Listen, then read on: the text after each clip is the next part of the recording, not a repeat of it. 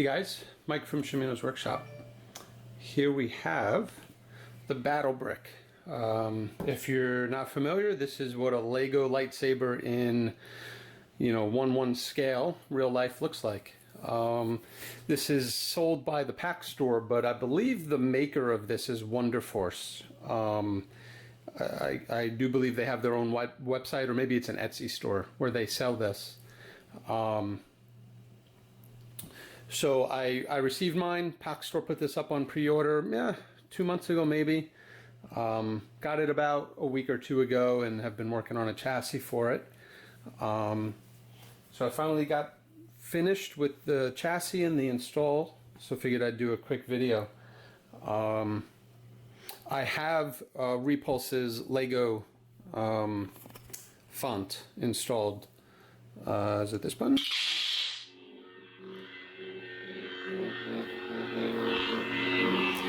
You can see just clear opening for sound venting right at the bottom. 24mm bass speaker.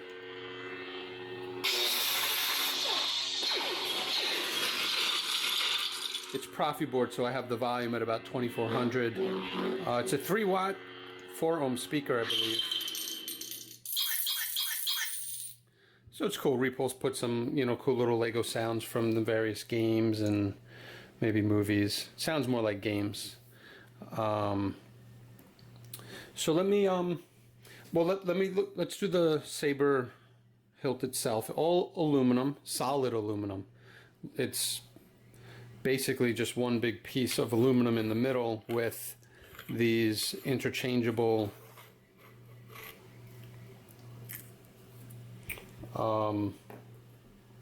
pommels. So they give you 2 pommels, probably just for the maybe different variations of what are in the games, I guess, but just a smaller pommel which goes with a smaller emitter. So that's pretty cool that you get both of those. $100. Hard to beat a $100 Saber, right? These are just screwed in, you can see from the inside. So that these screws that are inside kind of reduce what you can do. I was originally thinking, so you can see the chassis just slides in and extends so that it fits basically in between those screws.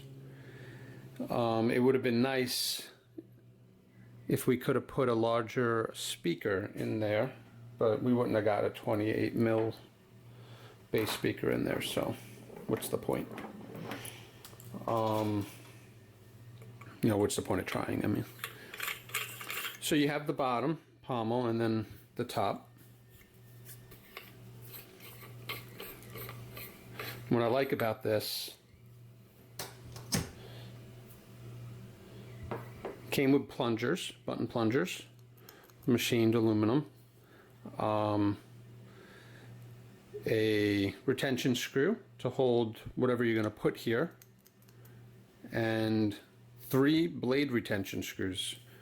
1, 2, 3. I'm not sure why 3. This one only has 1. So I don't know. That seemed a little strange to me, but no big deal. So the chassis I designed, as you can see in here, there's a PCB. So this is that Pixel Switch PCB, which I printed an extra.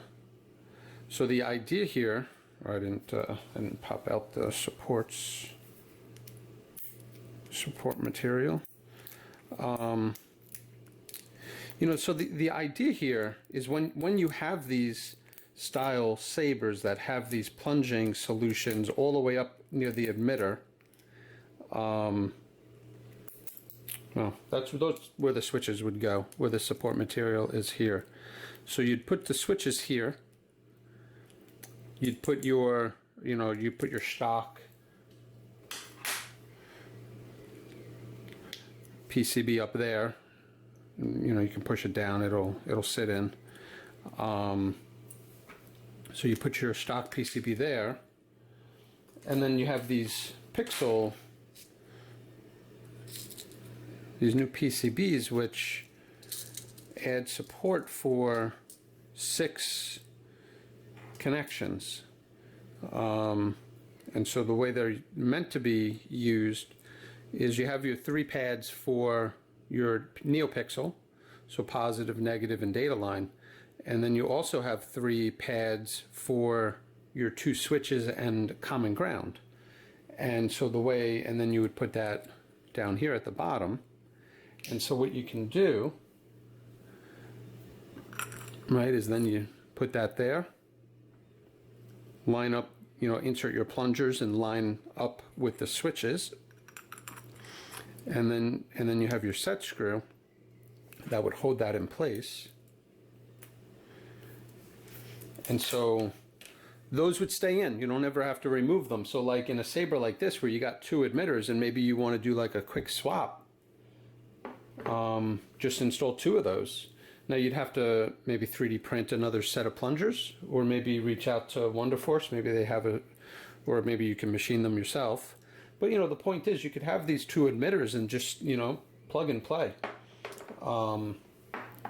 So that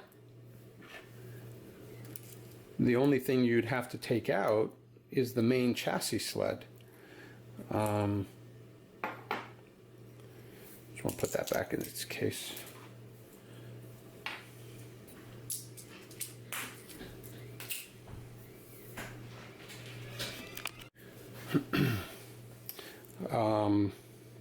So let's take a look at the chassis. So it's a pretty basic chassis. Removable 18650 battery, 24mm base speaker.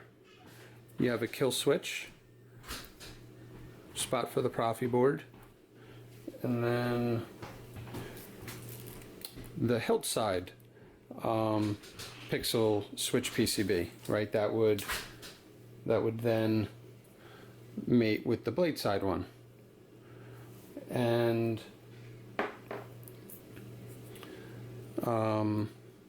you know, I put a little Arabesh Shamino's workshop there, and what else?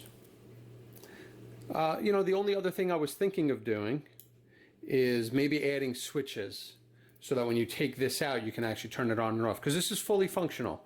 You know, without the ability to turn it on and off while you hold it in your hand, right? Because the switches are up in the emitter. So I don't know, maybe I'll play with that and add just small low-profile switches, so that when you have this in your hand, if you wanted to turn it on and off, you could. But the idea here is, I mean, you could put the chassis in from the bottom, but what I do is put it in through the top, and it would sit flush right with the top of this.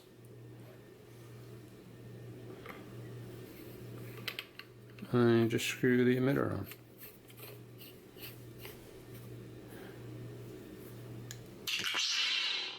And boom.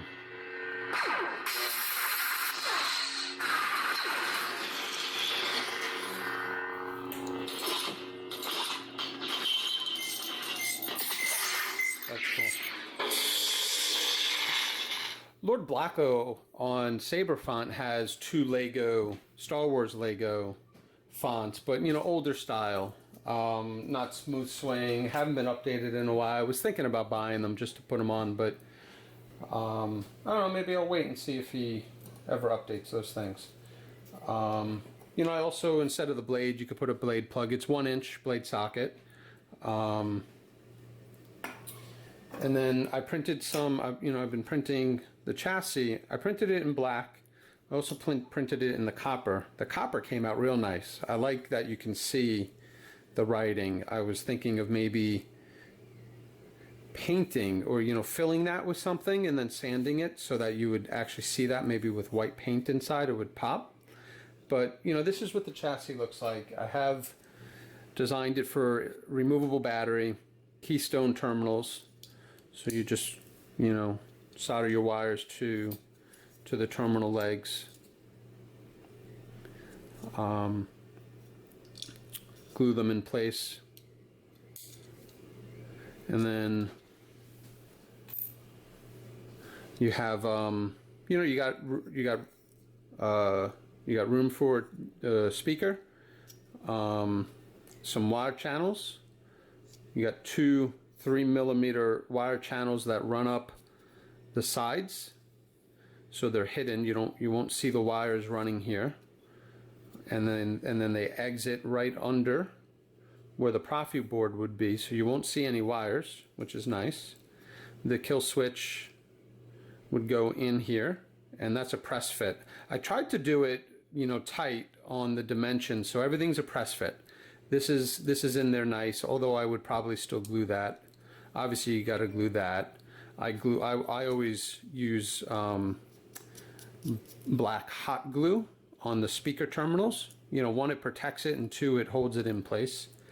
The Hillside PCB, that sometimes I'll throw a little bit of glue in there just to keep it, but that's a good press fit. And the Proffieboard's a good press fit. Normally I would put grooves around the chassis so that you can use some thin crafter's tape or Captain tape to hold the Proffieboard down, but you know, I think I've landed on a good Proffie holder for my chassis where it's nice. It's just press fit, and it'll stay in there, and you can pop it up with a little plastic dowel or something.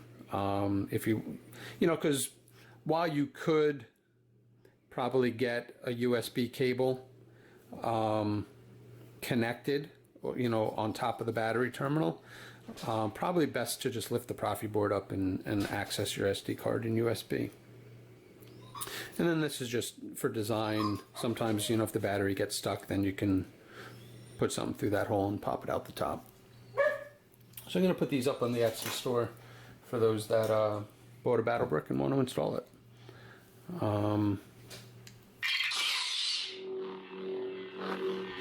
Let me know what you think about. Let me know what you think about the switches.